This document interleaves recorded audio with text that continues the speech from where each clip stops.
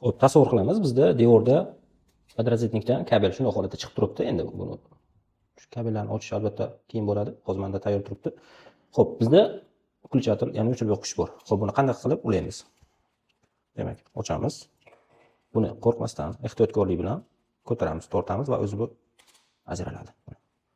Shu holatda mana buni ikkita kontakti bor. Masalan, bu tarafdan faza kelib, bu joydan o'sha fazani ajratuvchi kontakti bor va bu joydan to'g'ri chiroqqa qarab ketadi. Demak, oddiy ulanishi. Bitta kabel kiradi bu tarafidan, bitta kabel chiqadi. Mana kiradigan joyi ham oddiy.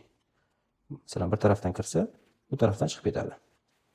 Kabel ulanishi ham oddiy. Shu holatda kabel albatta kesib tayyorlab olinadi va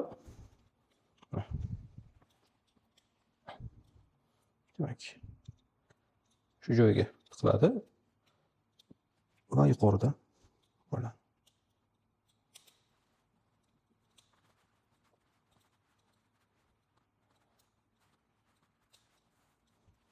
Ikkinchisi tiqiladi va yuqoridan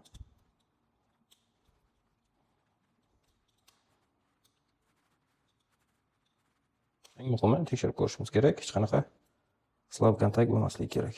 Bo'ldi. Shu holatda tasavvur qilamiz, bu devorda turgan bo'lsa, shuni o'rnatib, albatta kabel zapas qoldirib, ehtiyotkorlik bilan, hozir endi mana videoda o'xshamayotgan bo'lishi mumkin.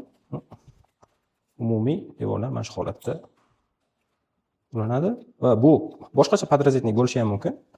Bunda shunaqa narsa borki, ya'ni mana bu yoqdan o'zini qo'shimcha burab qo'yishimiz ham mumkin.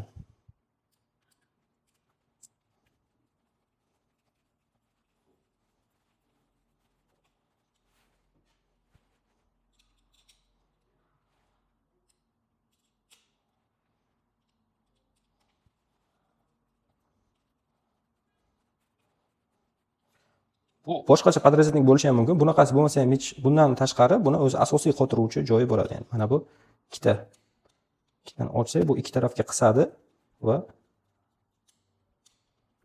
o'chirib yoqgichimiz mustahkam qotiriladi. Mana shu holatda, devorimizda shu holatda tursa, o'rnatamiz. Bu shunchaki oddiy, ustiga to'g'ri joylashtirib bosamiz. Bo'ldi. Kirishkasini